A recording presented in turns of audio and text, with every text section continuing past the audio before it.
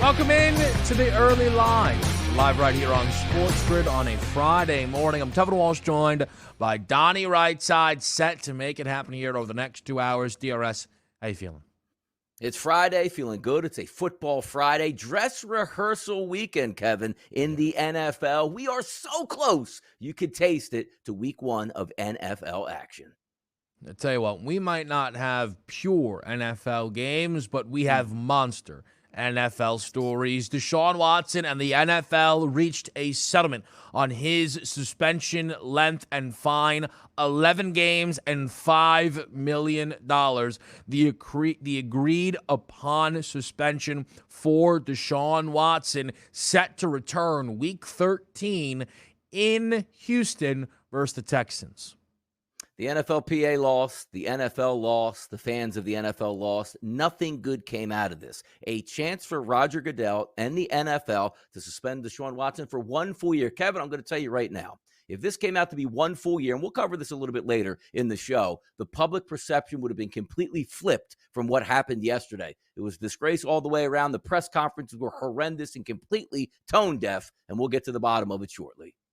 Surprising number. No doubt about it. When you consider where the leverage appeared to be, it looked like it was on the NFL's side of it to land underneath the initial reported floor for the NFL, which was 12 games and $8 million. Again, a very surprising outcome there. The updated odds, though, for the Cleveland Browns have moved maybe in a way you wouldn't have anticipated with this news. We'll get into that, no doubt. We'll also talk about Tom Brady.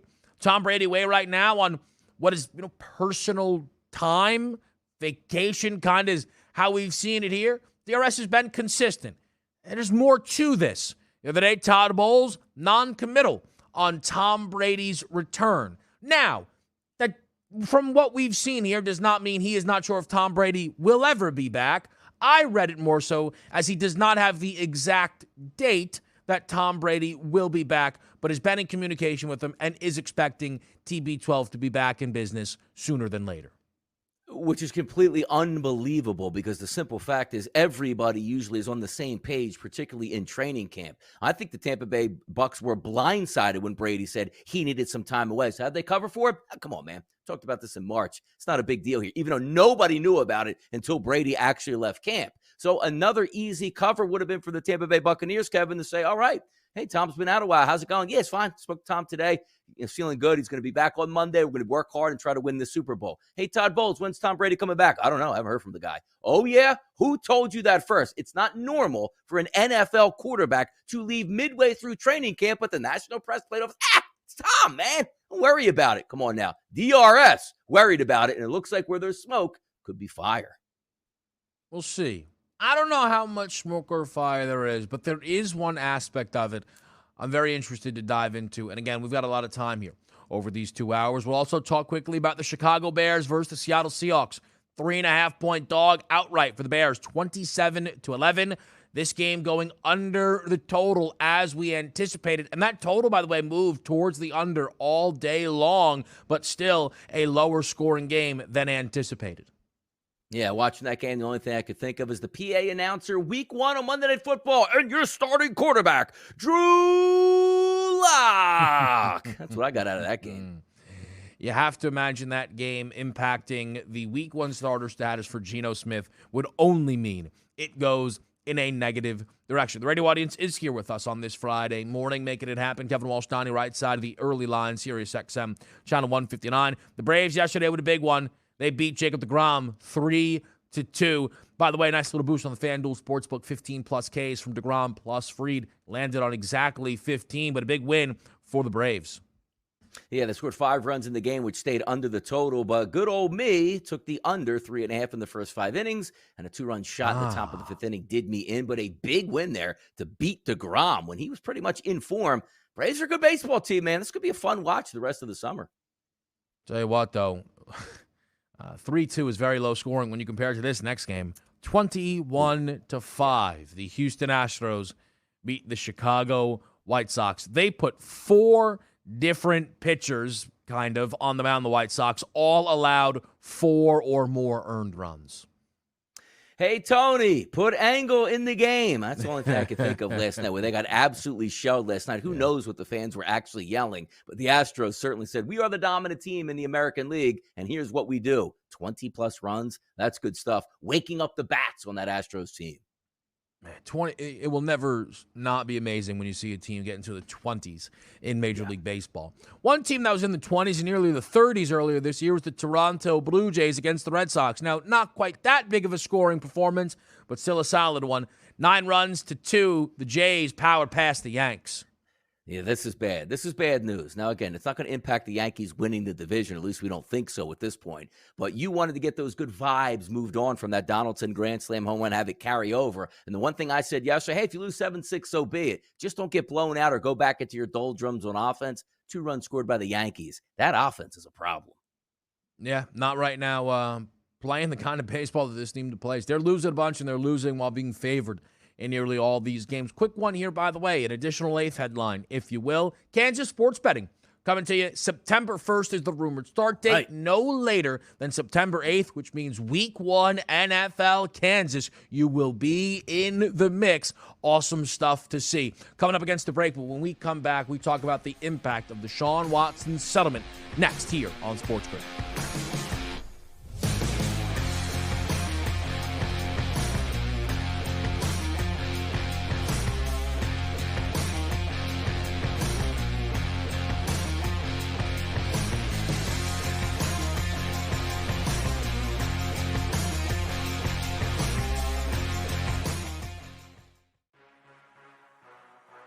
Sports Grid, your 24/7 sports wagering network.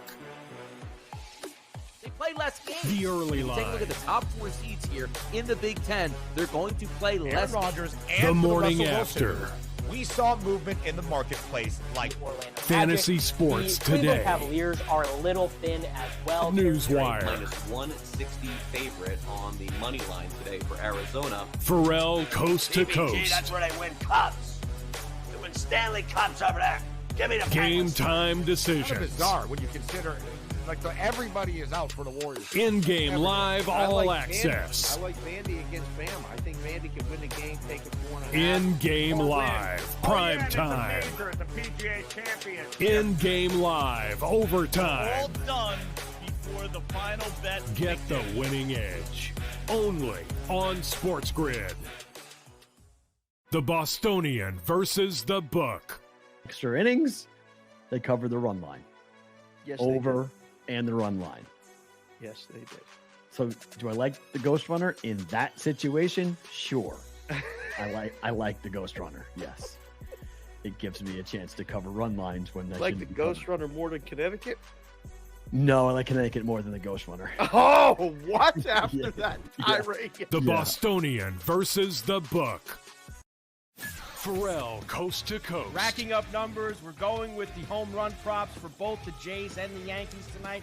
So why not get them both to score a ton of runs, Scotty? Yankees and the Jays, both to score 4 or more runs tonight at plus 210.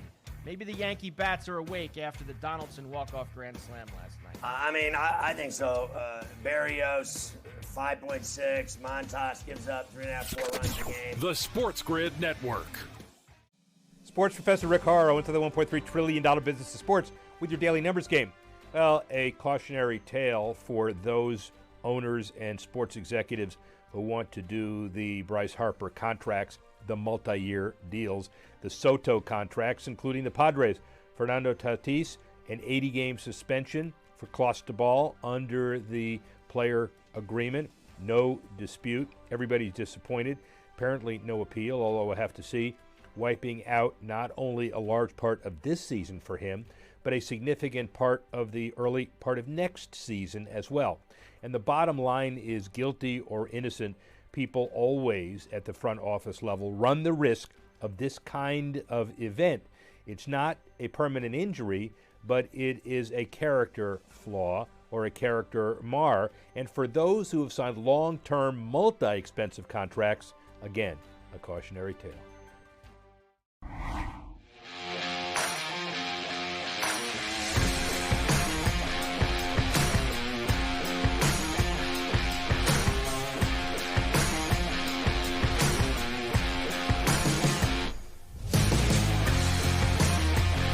Deshaun Watson and the NFL reached a settlement yesterday on the length of his suspension and the amount of money that he would be fined. 11 games, $5 million. Right off of the bat, this was a surprise to me. I was anticipating a much harsher ruling on Deshaun Watson.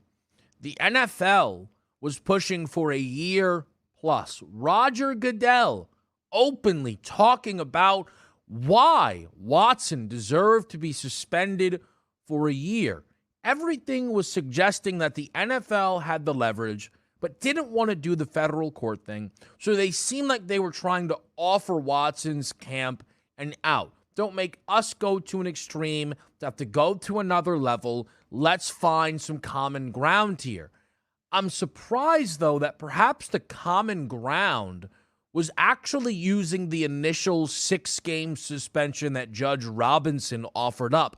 And perhaps that's how they landed on 11 games. But I expected more games. I also expected more money. The initial report said that the lowest the NFL was willing to go was 12 games and $8 million. And somehow, with leverage on their side, we were underneath both of those numbers. It's hard to view this as not a win for the Deshaun Watson side of things, Donnie. It is. And the court of public opinion, Kevin, sometimes more important than the actual court of law at this point. If you look around yesterday, social media, watching any network, including us at Sports Grid, was there anybody that came on the air live and said, 11? Oh, my God. Wow, they went from 6 to 11. That is incredible. I thought there was a chance that he might get 4 games with a compromise. Not a single person said that. So if that is the case, because usually you get like a 50-50, too harsh, not harsh enough, I like this, I don't like this. There's not a single person that looked at that 11 games and goes, you know what, that sounds right. It sounds about fair. Now, also taking it to the next level, there are so many ways that you can bury stuff under the carpet and, move on from things. It's when you show contrition. And I keep on saying this, Kevin. If Deshaun Watson had come out time and time again and said, you know what, at the time, I didn't think I was doing wrong. But now I realize the error of my ways, and I'm going to pay dearly for it, and I'm going to learn to be a better person on the football field and off the football field, and I accept all responsibility. So yesterday he gets in front of the microphone and go, hey, look, he's got to settle these cases, man. I'm not admitting any guilt here. Like, I'm innocent, and I'm always going to hold myself, but it's up to me and the Browns to move forward from this. It's almost like they didn't learn anything because everybody had the statements ready before Deshaun Watson spoke, and then Deshaun Watson contradicted every single thing those statements from the Browns said, from what he said in the statement, and also from Roger Goodell's side in the NFL. They lost big time on this overall result, Kevin, and I can't help but think what we're going to talk about in the future. Does it come back? Who's the next? Because it doesn't stop here, right? There is going to be moments where other players in the NFL mess up and go in the front of court of opinion and also the court of law. And let's see how it holds up to this one here, because I know we were talking yesterday on the radio. Can we do math? You need a calculator now. Deshaun Watson had 25 people accuse him of something. He got 11 games. If you only have one person, does that mean a half of football, quarter of football, or maybe just a light fine here that you can move on? The precedent is set here that the NFL, not too serious about stuff like this. The thing, I think, for the NFL is they were trying to judge this in a vacuum. I'm not sure. Now, I know that when future suspensions are levied, this will be brought up. I'm just assuming the NFL isn't all too worried about that.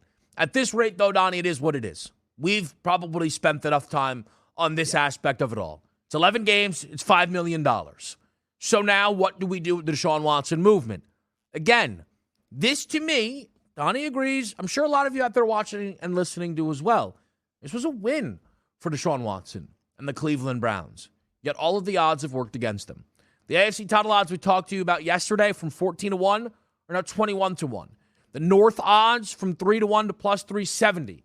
There, though, has been no movement on their odds to make the playoffs, which is at plus 100. But there is a reason for that. Those odds have been stagnant for a long time now. And that is because the FanDuel Sportsbook has yet to open up the playoff market in this realm. If you were to take a look right now at some of the counterparts, teams booked in a similar range, the Titans are right above the Browns at minus 110 to miss the playoffs, or minus 110 to make the playoffs, meaning that their miss is at minus 110. The Arizona Cardinals are booked at plus 118 to make it. Their no is minus 140, which means you are looking at a range to miss the postseason between about minus 110 and minus 140 on the Cleveland Browns. Donnie, their win total right now, the only negative number you can bet on the Browns is 8.5 minus 160 to the under. If that market comes available, and I do think at some point it will, to miss the playoffs, it will be gobbled up immediately. I wouldn't be surprised if it starts to approach minus 200. This is fascinating because there's a couple different ways to approach the Cleveland Browns season. It's being optimistic, saying, all right, 11 games is going to be out, but the shell of this team outside the quarterback is very good. Offensive line, wide receivers, running backs, defense, pass rush, defensive backs. You get it. And also a decent head coach to go along with it. But are you going to be under the guise that once those 11 weeks are up, Kevin, and we did the mocks yesterday, the mock schedule, let's just quickly go over, don't put a ton of thought into it, what you think the records would be. Both myself and Kevin did yesterday on Moneyline. 4-7 is what I came up with, same as Kevin here. I actually had an interesting route where they win the first 4 games and then go on a 7-game losing streak, which, again, isn't probably going to be the case. But at the end of it there, we made a surmise that they're going to be under 500 by the time he gets back. But you say to yourself, all right, he's an MVP caliber player once he gets back.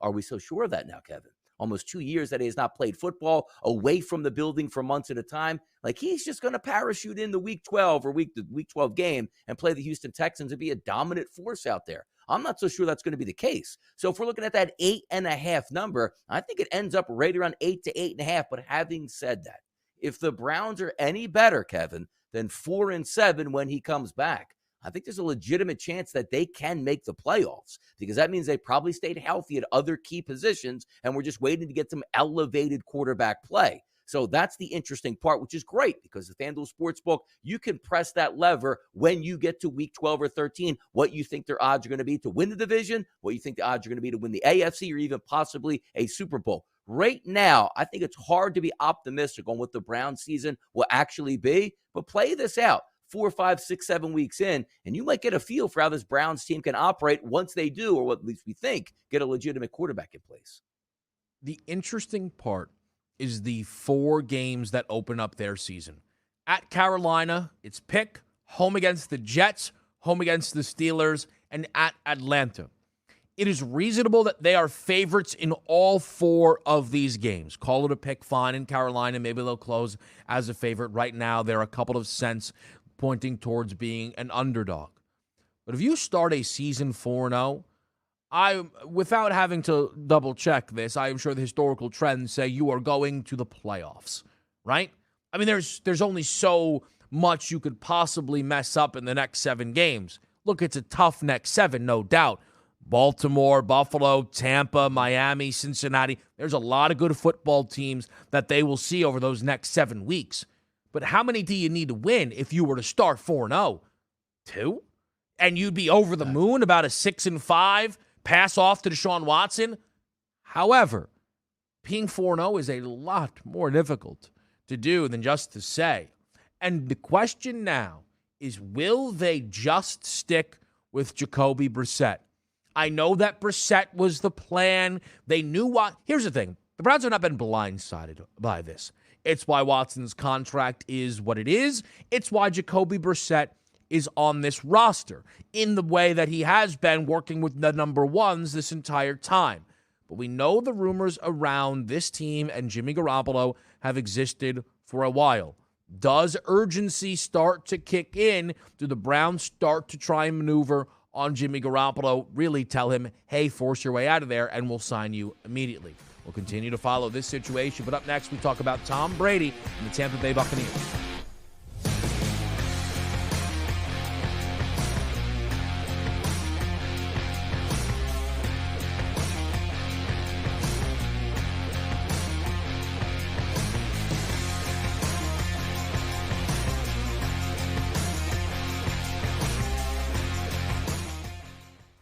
If you want to pick like a pro, you need to be in the know. The future of sports gaming is now, and we take you inside the lines, breaking down all the action and what it means for your bet slip. Turn down the game and tune into Sports Grid Radio. Other networks talk sports talk, but we walk the walk, right up to the window. Sports Grid Radio. Listen free on the Sports Grid Radio app, iHeart, or TuneIn, or catch us on SiriusXM Sports Grid Channel 159. Maurice Allen, 2015-2016 European Long Drive Tour Champion, 2017 World Number 1. Me personally, I keep my game face on me all the time. Especially coming out of the bunker, leaving the range, or even leaving the course. What's your story? The early line. Are we sure? One last time, piece of, kind of housekeeping here. Are we sure that Shohei Ohtani is out of this MVP race? Based on the season and the way it's going, and the fact of the matter is yesterday would be a needle-moving game for Shohei Ohtani, and it moved no needles. That leads you to believe that this race is over. Only on Sports Grid. Pharrell, Coast to Coast. Joe Burrow is back at camp playing for the Bengals the last couple of days. Scotty, yesterday, spoke to the media. They asked him, you worried about the new contract, new money coming in, change the name of the stadium? They're loading up to pay Joey Burrow. He owns that city. He owns that state. They are going to have to give it, literally, he's going to be the governor. The Sports Grid Network. The morning after. I'll bet more on preseason football and literally than I'll bet on the regular season as far as sides go. So following market capping, literally following the media, following your socials. There's so many different things to look at here. If you're not beating things like preseason football, you probably should get a different hobby. It's that simple. The Sports Grid Network. Fantasy Sports Today. They went out and they signed DJ Shark, formerly of the Jacksonville Jaguars, to a contract, and Shark was an afterthought in Jacksonville. And maybe it's predominantly because of the offense that they were running last year under Urban Meyer, but Shark basically was in and out of injuries. He had some hand issues, and he only caught 154 receiving yards and 2 touchdowns. The Sports Grid Network.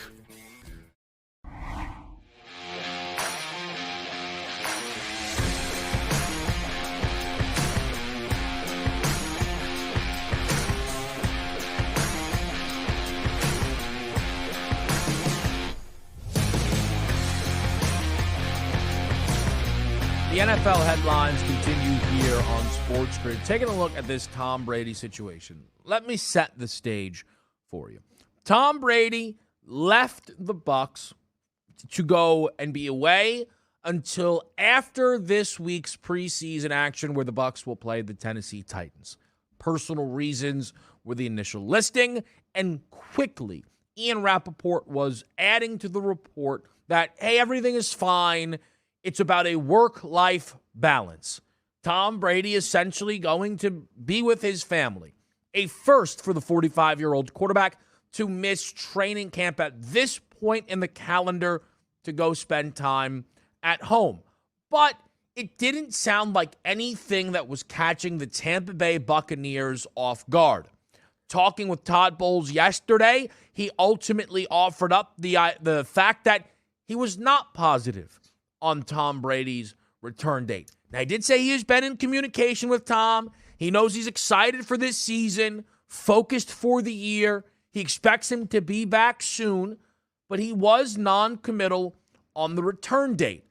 It opens things up a little bit more for interpretation. So I'll let you start this off. Donnie, what was your takeaway from the latest on Tom Brady's time away from the Tampa Bay Buccaneers? Let's equate this to another situation that we saw this offseason and still playing itself out right now for the Baltimore Ravens. All along, for however long as Lamar Jackson was with the Ravens, it's all been, apple pie and ice cream. Man, we love him. He loves us. The fans are great. We're going to win football games. We're going to win Super Bowls. I'm an MVP quarterback. Yeah, I'll get paid, but don't worry about it at this point now. So offseason after offseason, everything's fine. Franchise tag. Are you negotiating? Everything will take care of itself. If you remember, Kevin, one of the OTAs, John Harbaugh stepped up to the podium, which is usually glowing praise for Lamar Jackson. Simple question. Hey, Lamar Jackson's not here at camp. Like, does this mean like contract or what it is? Typically, there's no. Even if it was an excuse. Yeah, no, he's fine. Just going to take care of some things with his family. We expect him back on the field here shortly. Harbaugh answered that question like, I don't know. Ask him. Whoa, where there's smoke, there's fire. And what do we see right now, basically 2 weeks before the season starts? Lamar Jackson wants his money. If he doesn't get his money, he's going to cut off communication. And that in turn says, 2022 might be a little bit up in the air. The reason I bring that up and talk about Tom Brady is all along, right? Even if you're covering for your player and lying, you still have that public face to put on. Wait. Tom Brady's going to be gone for like 10 days? Yeah. What are you kidding me? We've been talking about this for months here. We just didn't let you guys in on it. Everything's perfect. Look, Tom's going to take a vacation like so many other players do during training camp, which nobody ever does that. But we were led to believe it's Tom Brady. Don't worry about it, national media. Hold this water for us because this is going to be fine.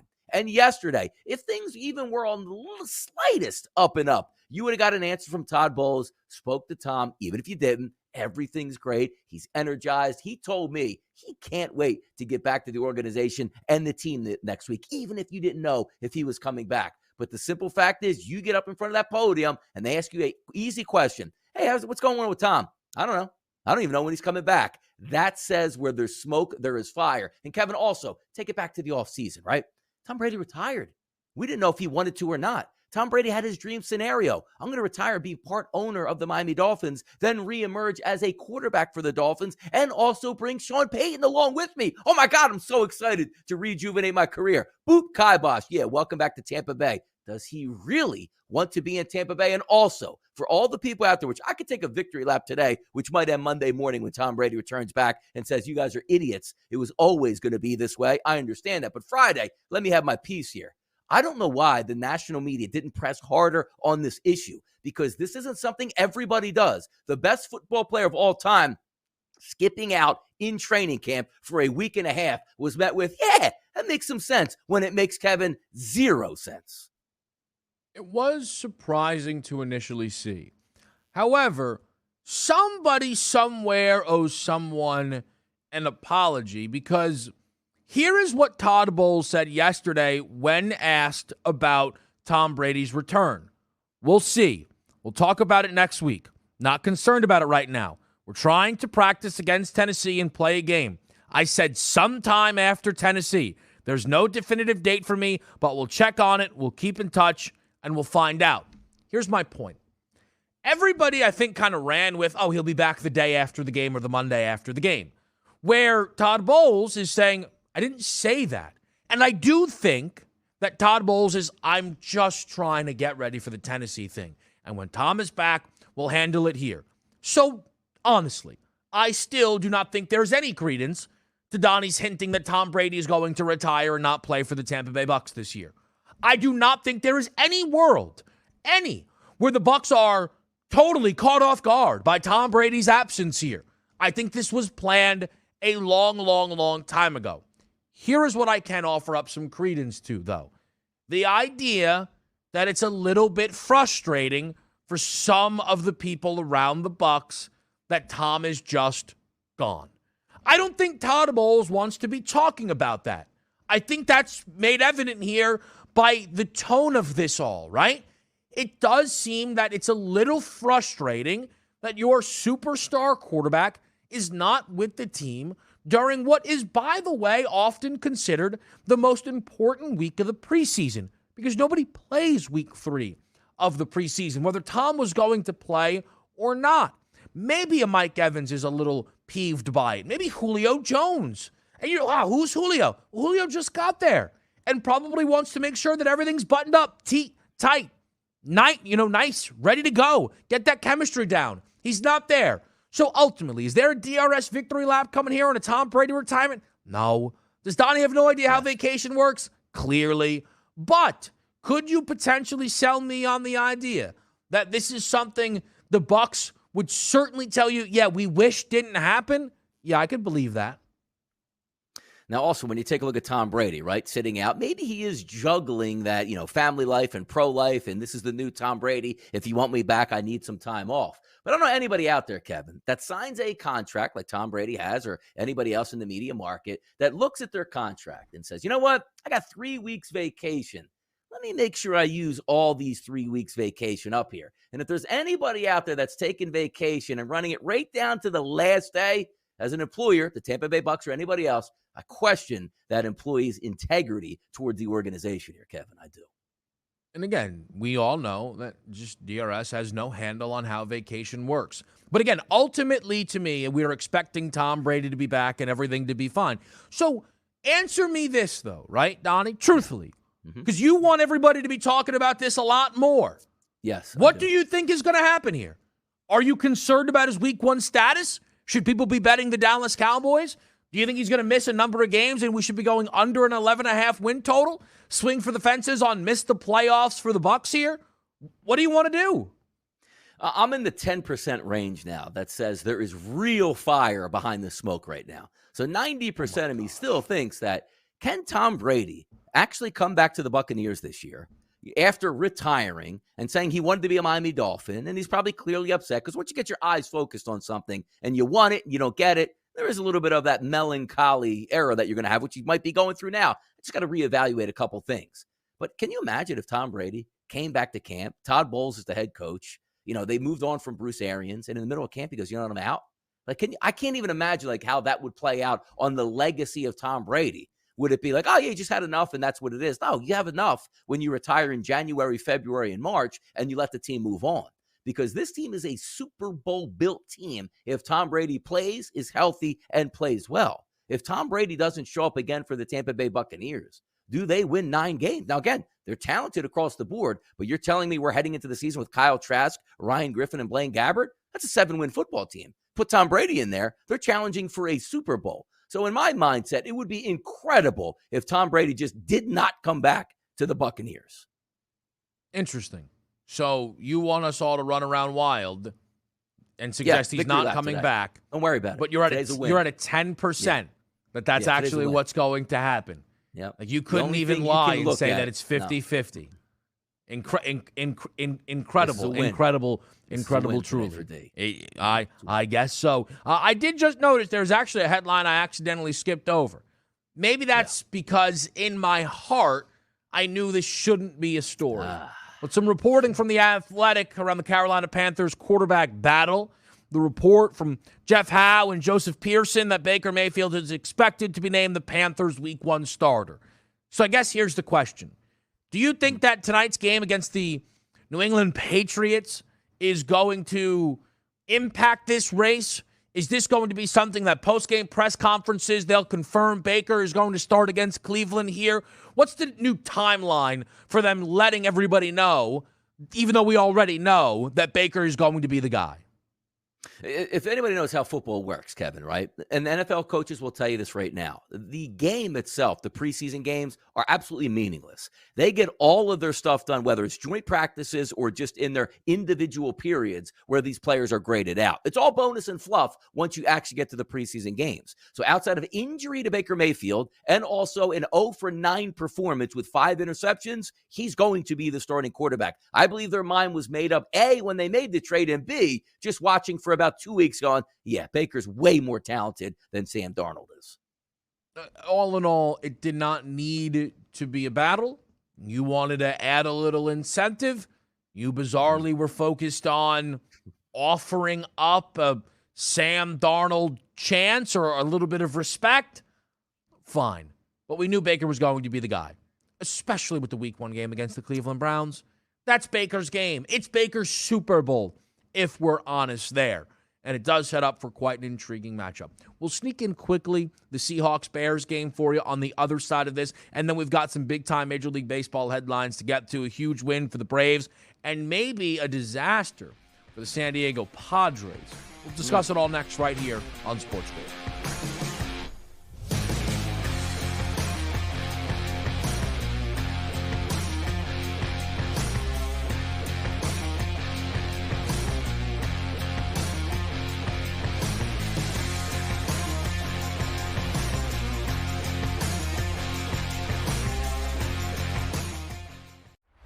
If you want to pick like a pro, you need to be in the know. The future of sports gaming is now, and we take you inside the lines, breaking down all the action and what it means for your bet slip. Turn down the game and tune into Sports Grid Radio. Other networks talk sports talk, but we walk the walk, right up to the window. Sports Grid Radio. Listen free on the Sports Grid Radio app, iHeart, or TuneIn, or catch us on Sirius XM Sports Grid Channel 159. Maurice Allen, 2015-2016 European Long Drive Tour Champion, 2017 World Number 1. Me personally, I keep my game face on me all the time. Especially coming out of the bunker, leaving the range, or even leaving the course. What's your story? The early line. Are we sure? One last time, piece of, kind of housekeeping here. Are we sure that Shohei Ohtani is out of this MVP race? Based on the season and the way it's going, and the fact of the matter is yesterday would be a needle-moving game for Shohei Ohtani, and it moved no needles. That leads you to believe that this race is over. Only on Sports Grid. Pharrell, coast to coast. Joe Burrow is back at camp playing for the Bengals the last couple of days. Scotty, yesterday, spoke to the media. They asked him, you worried about the new contract, new money coming in, change the name of the stadium? They're loading up to pay Joey Burrow. He owns that city. He owns that state. They are going to have to give it, literally, he's going to be the governor. The Sports Grid Network.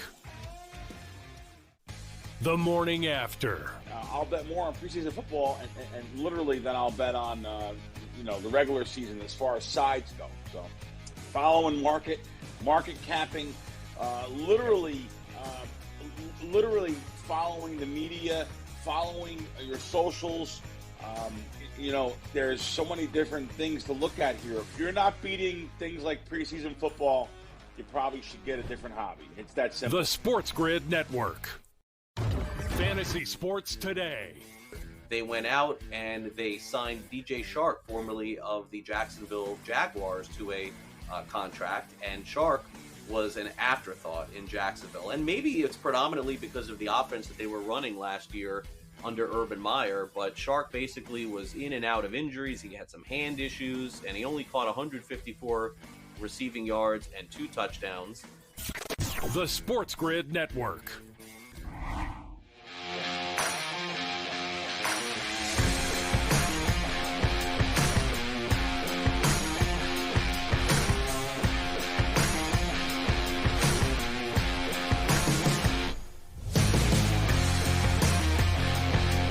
Back right here on Sports Grid before we get to baseball. Just quickly, last night's game between the Bears and the Seahawks here. Talked about the opportunity maybe for some lower scoring games during week 2 of the preseason, just because it's relative and the totals were coming up. However, this was still close, and certainly if you would have said, hey, the Bears scored 27, I would have said, all right, pull it on back now. That might be the danger territory that you're entering.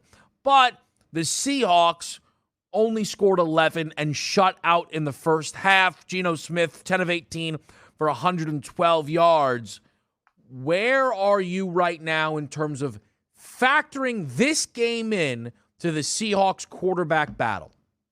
Now, here's the interesting part, because so many times we see a guy that tests positive for COVID, young, healthy in the NFL, no symptoms, back after 5 days. I'm ready to rock, coach. Watched all the film. I said it on the Skypes, and I really didn't miss all that much outside of my practice time. But I do think there was a report coming out from Pete Carroll that said he's still under the weather from COVID, which means he is having symptoms, which is going to have an effect. So he's probably not going to be back in the building right away. Could this be just a de facto, like Geno's been here the whole time healthy? And also, you have to remember, like Geno Smith didn't just come in a few weeks ago and try to learn the system as Drew Lock came over in the offseason, the Russell Wilson trade. So he's been in there a little bit longer. I think this hurts Drew Lock, not because I don't think Drew Lock should be the starter in week 1. I just think from a practice perspective and getting ready for the game where Drew Lock is probably the better quarterback in the quarterback room, but if he's not coming back, let's just say like tomorrow or the next day to practice and be healthy, I think it might be Geno Smith's spot here for the opening game.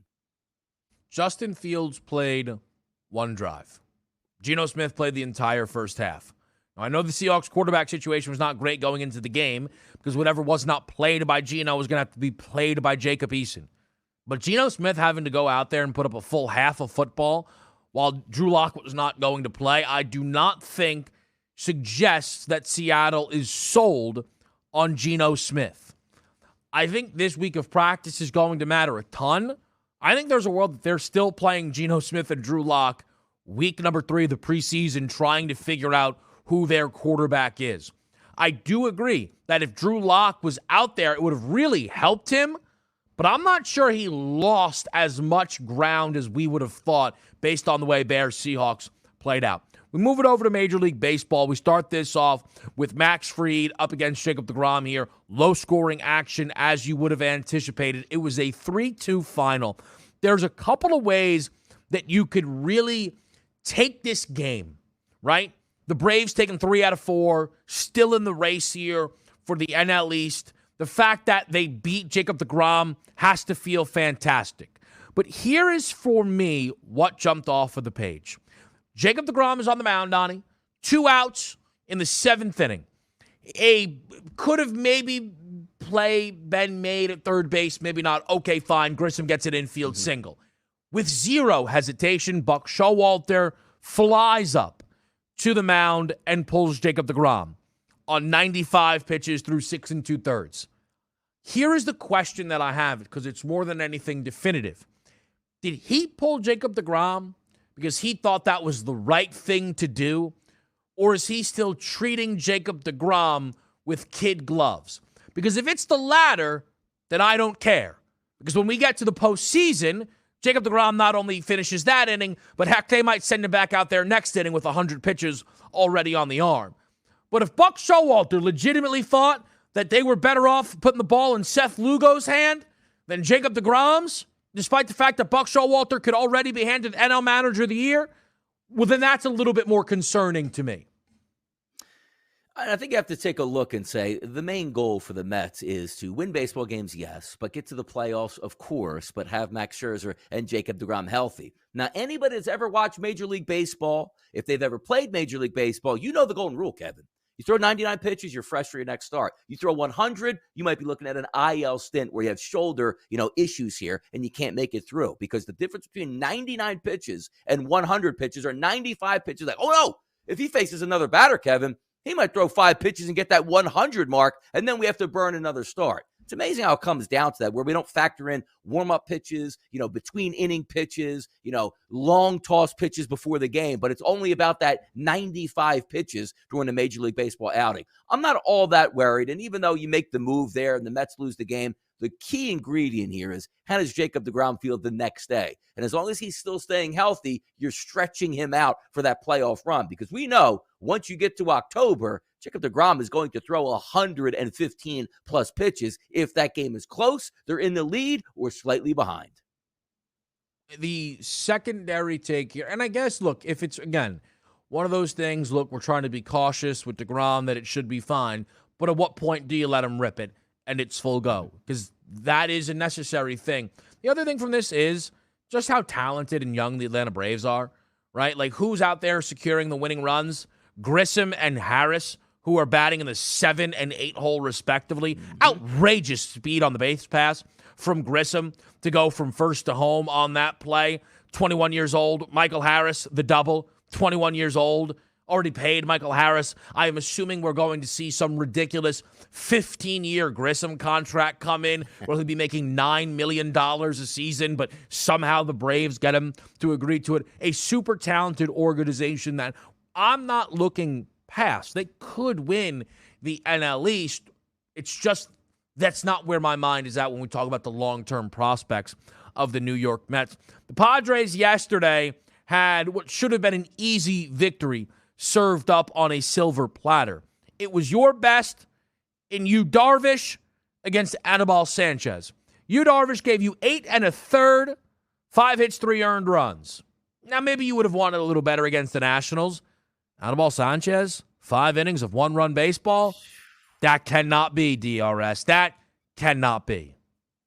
Yeah, the handicap yesterday for me was I'm not going to lay the minus 400 or so price on the Padres, even though I think they win and probably win easy. And if they do win, that means they're going to score some runs because it's Anibal Sanchez. It's not Max Scherzer in the past. It's not a Patrick Corbin who was much better 3 years ago, or even a Steven Strasburg at that point. It was Anibal Sanchez, whose only job is to say, hey, can you give us I don't care if you give up 20 runs. Can you give us 5 innings so we don't stress out our bullpen and we can just limp towards the regular season finale in late September? He was sensational last night. And I get it. It is a pitcher's ballpark. But I woke up this morning fully expecting to win this team total, which was over 5, juiced around that minus 115 range. I was like, if they score 5+ runs over the first 5 innings, I don't have to worry about this. So I wake up and see, and there's a couple updates on my phone. Like, oh, good. It's probably Machado. Oh, yeah, Machado hit a home run early. Yeah, that's 1. How many more runs did they get? None.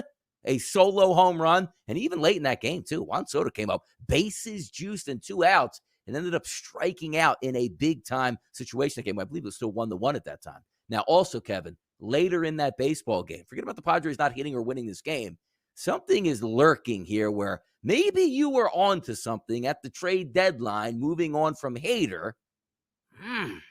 Gives up the runs in the 9th inning when it used to be, hey, Donnie, do you want to bet against the Brewers? Nope, because Hader is untouchable. Now, all of a sudden, he's a batting practice pitcher, Kevin. Well, the thing is, Hader doesn't leave here with any of the damage going his way. I understand that maybe you would have wanted him to work you out of a jam, but the way this went was Yu Darvish gives up a single, gets it out. Yu Darvish gives up a single. So Hader comes in, and like every closer in the world, who if they do not come into the perfect scenario, their brain falls apart, hits a guy, walks a guy, sack fly, it's 3-1. He walked in, did Josh Hader walk in the go-ahead run? Yeah.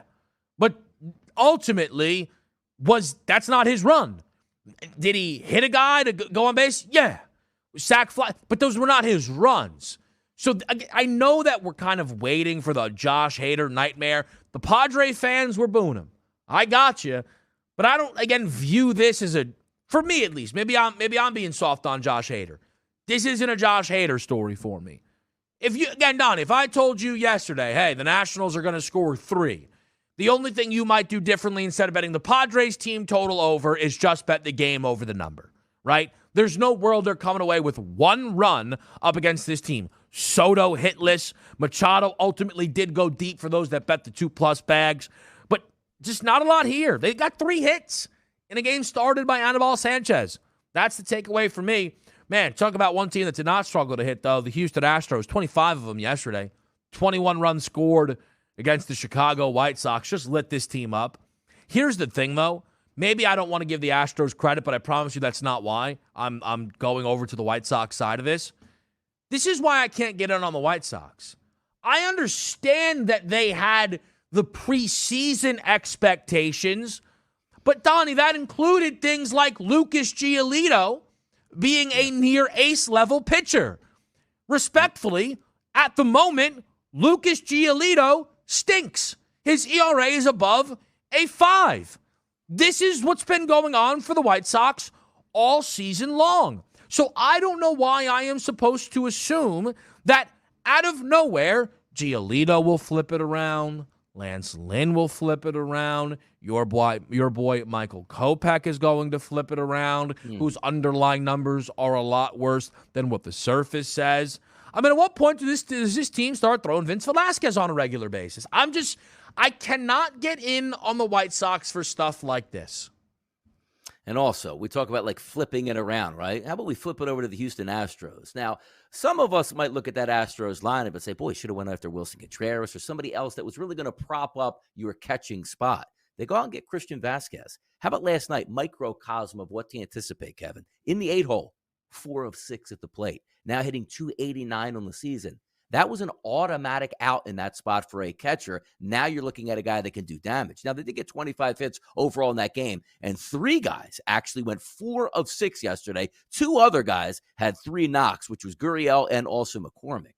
If we're getting back to an Astros lineup that doesn't have automatic outs come September, they're going to be a real issue through September and October. And maybe one of those that we look at to say, a little bit under the radar on Vasquez. But if you're getting a legitimate player that's close to hitting 300 from a guy that barely could hit foul balls in Maldonado, that is a massive upgrade. And maybe we're not paying attention enough to the Astros and their 77 wins as one of those teams where, we'll see. They're out of the limelight. They already won the division. They're not as impressive lineup-wise as what we thought over the past couple of years. Maybe not the case.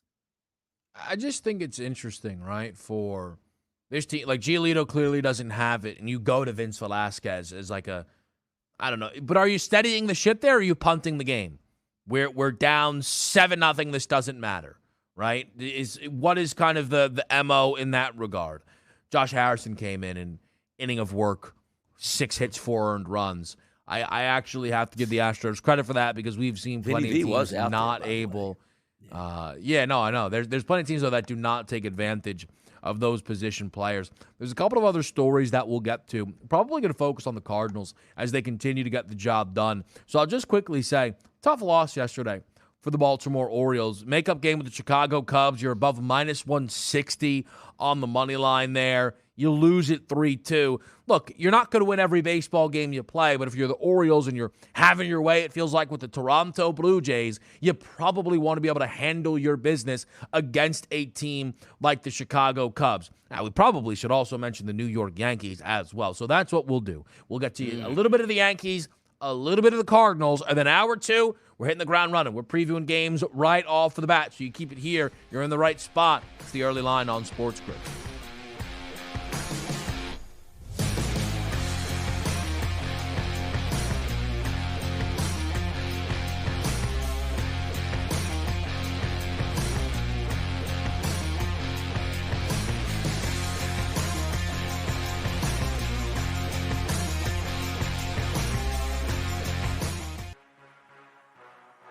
Sports Grid, your 24/7 sports wagering network. People are going to the betting window Betting and above betting the them now rim. before the trade takes place. How dare Diamond they bets. do what's fiscally responsible? See how it plays out. Buffalo's going all in right Football now. They need full to put circle. all their chips in the middle of the table. It's do or die for them. And Godwin being out, they've had a little bit of a shakeup. In-game live all You access. could take the points, you could take the money line, and We had to go to San Jose, too. Maybe a small play on San Jose. I'm going to go both underdogs here. I don't want to hear it anymore. Wow. In-game Phillies here live. over Prime time. -128. You do have to lay a little bit of wood here, Donnie, but I think against Patrick Corbin. But boy, you want to give the 8.5 points with a desperate team facing Get elimination. the winning edge. Only on Sports Grid, your 24/7 sports wagering network.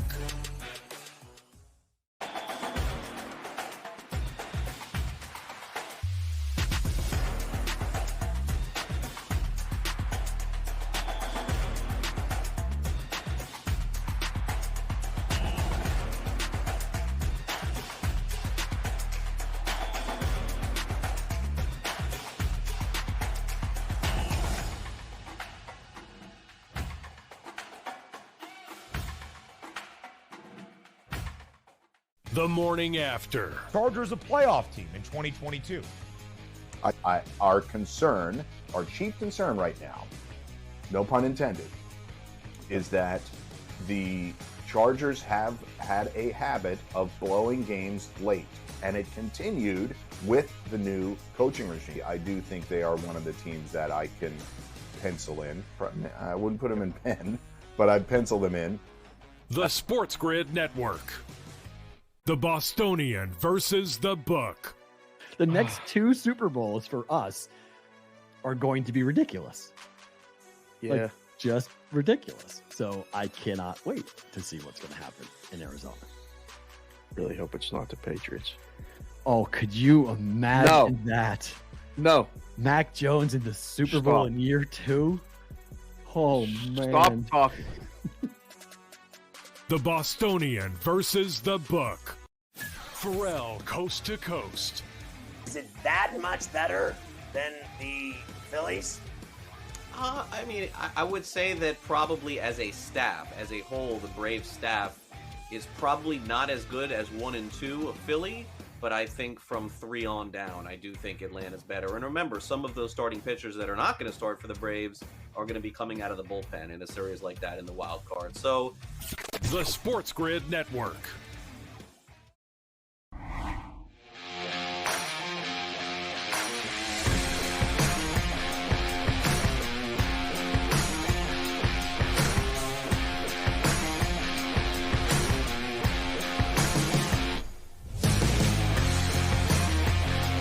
All right, let's hit the ground running here quickly. The New York Yankees, it's a nightmare right now. The opportunity to build momentum was there. A massive win, a walk-off grand slam by Josh Donaldson. They cannot get the job done. And here is part of the reason why.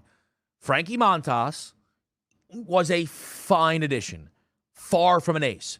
The Yankees' big pitching acquisition is going to be the third man in their rotation. The Yankees have made sure to hold on to all of these prospects here. Now, again, did you want to go over the top for Luis Castillo? Is that the difference between a World Series or not? I'm not so sure. But the Yankees have been continuing to sell their fans a bill of goods that these guys are going to be megastars. I'll tell you what, man, they better be.